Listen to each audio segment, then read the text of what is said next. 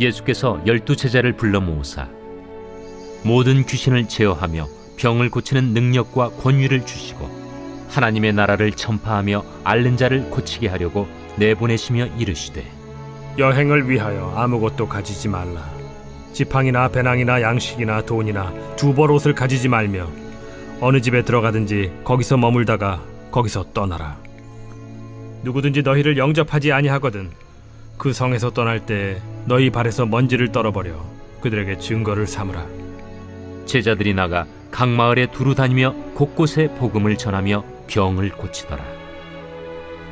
분봉왕 헤롯이 이 모든 일을 듣고 심히 당황하니 이는 어떤 사람은 요한이 죽은 자 가운데서 살아났다고도 하며 어떤 사람은 엘리야가 나타났다고도 하며 어떤 사람은 옛 선지자 한 사람이 다시 살아났다고도 함이라.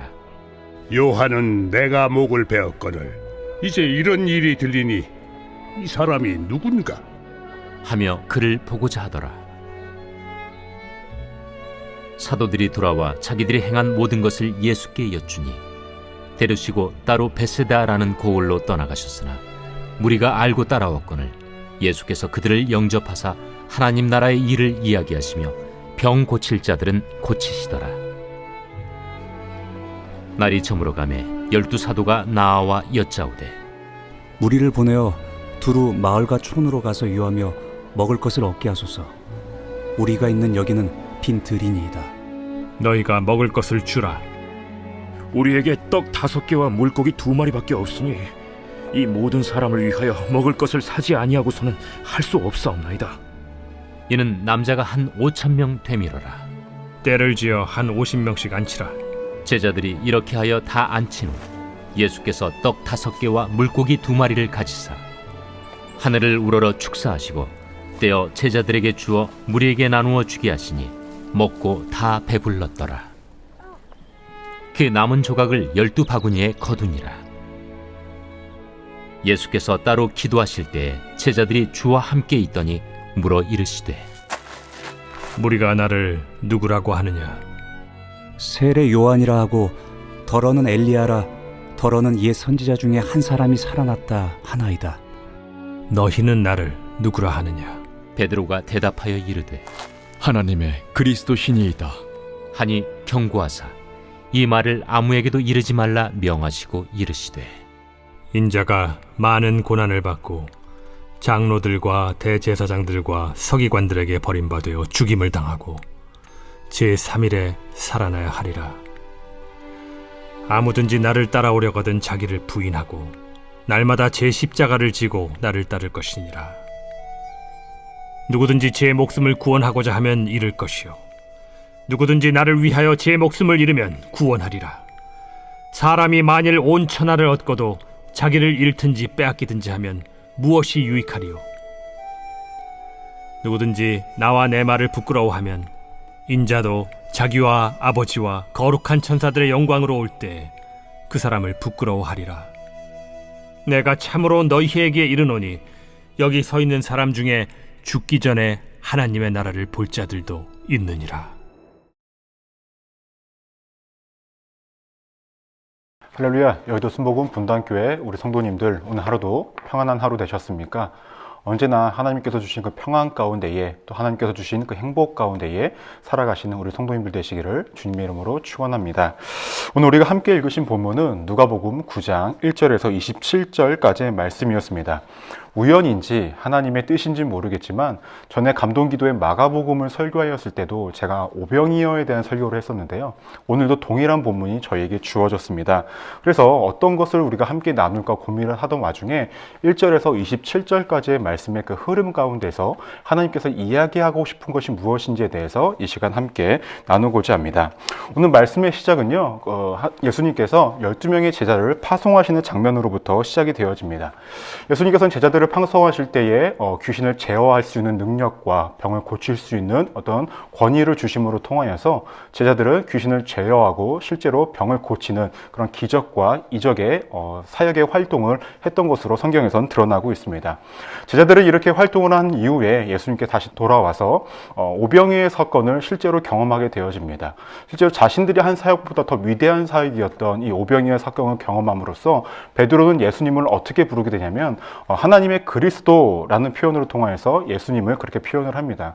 여기까지만 보면 참으로 우리가 아름답고 보기 좋은 스토리라고 볼 수가 있습니다. 하지만 말씀을 자세히 보시면 이러한 상황 가운데서 비극의 서막이 흐르고 있다는 것을 알 수 있습니다. 그것은 침례 요한을 참수했던 헤롯 왕이 예수 그리스도의 그 소식을 들음으로 통하여서 경계하는 모습이 드러나고 있었다는 것입니다. 또한 베드로가 예수님에 대해서 하나님의 그리스도라는 표현을 한 이후에 예수님께서는 뭐라고 말씀을 하시냐? 나는 조금 후에 내가 십자가에 못 박혀 죽고 3일 만에 부활을 할 거다. 더 나아가서 너네가 나의 길을 따라오는 것은 굉장히 고되고 힘든 길이다 라는 것을 이야기하시고 계십니다. 현 시점에서 제자들은 이러한 생각을 했을 것입니다. 자신들은 모든 것들을 내버려 두고 예수 그리스도를 따름으로 통하여서 많은 이적과 기적을 자신들이 직접 보여주고 또 경험함으로 통하여서 자신들의 프라이드와 여러 가지 상황들은 좋아졌기 때문에 이 모든 것들을 놓고 싶지 않았을 것이라는 겁니다. 더 나아가서는 예수님께서 분명히 자신을 따르는 길은 힘든 길이다 라는 것을 믿고 싶지 않았을 것입니다. 하지만 실제로 그들의 삶은 어땠을까요? 이후에 보시면 예수님을 배신할 수밖에 없는 또 그들의 길은 순교의 삶이었다는 것은 우리가 잘 알고 있습니다. 그래서 우리가 한 가지 좀 생각해 보고자 합니다. 여러분들에게 만약에 예수님께서 너의 길은 나를 따르는 그 길은 해피 스토리가 아니라 새드 스토리다 라고 말씀을 하신다고 한다면 여러분들은 정말로 그 길을 따라가시겠습니까? 아니면 그 자리에서 멈춰 서시겠습니까? 성경에서는 이야기합니다. 예수님을 따르는 그 길이 고되고 힘든 새드 스토리이지만 그 끝에는 하나님의 나라, 그 해피 엔딩이 있다라고 이야기하고 있다는 것입니다. 우리가 만약에 이 세상을 살아갈 때에 예수님께서 말씀하신 새드 스토리를 우리가 포기하고 세상이 추구하는 부귀영화와 잘 먹고 잘 살게 되어지는 이 세상에서의 해피 스토리를 우리가 원하는 삶을 살아간다면 우리의 인생의 끝은 해피 엔딩이 아니라 분명 새드 엔딩으로 분명 끝날 것이라는 겁니다. 저는 우리 성도님들이 이 세상을 살아갈 때에 때로는 우리가 경험하는 새드 스토리가 있을지라도 하늘 소망을 바라보시면서 해피 엔딩인 하나님의 나라를 경험하시는 인생이 되기를 소망합니다.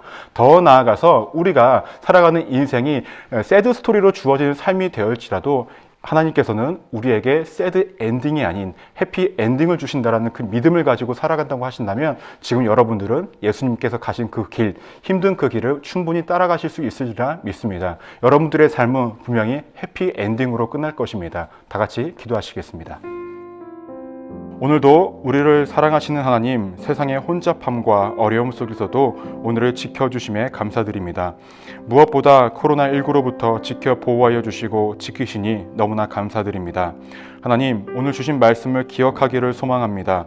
과정의 어려움으로 인해 해피엔딩인 하나님의 나라를 포기하지 않는 인생으로 살아갈 수 있도록 하여 주시옵소서.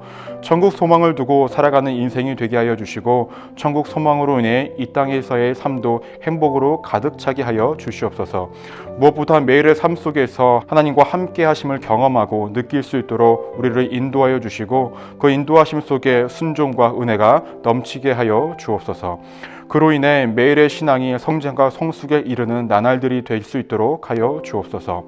오늘도 지키심에 감사드리고 앞으로도 지키심에 감사드리며 살아계신 예수 그리스도 이름으로 간절히 기도드립니다. 아멘. 하나님 말씀에 뜨거워 떠는 자, 그 말씀에 생명을 거는 자, 한 사람 찾으시는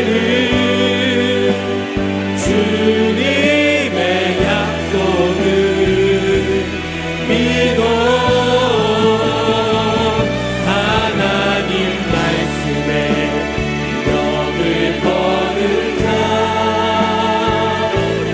순종하며 주 따라가는 자, 영원한 하나님 나라 이뤄갈 주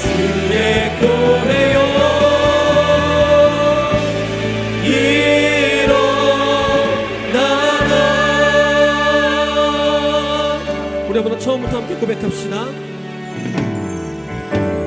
말씀 앞에서 경외함으로 주께 홀로 섭니다. 생명의 말씀 읽고 순종해 주를 예배합니다.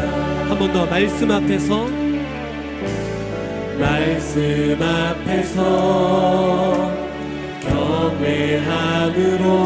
경외함으로 주께 홀로 섭니다.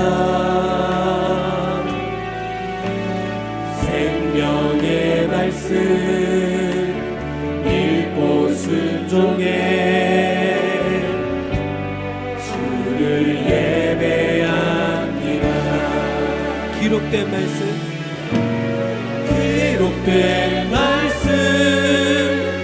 힘이 있어서 진리로 우리 거룩해 하며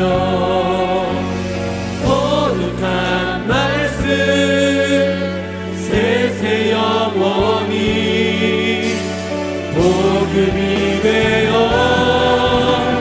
말씀하시네.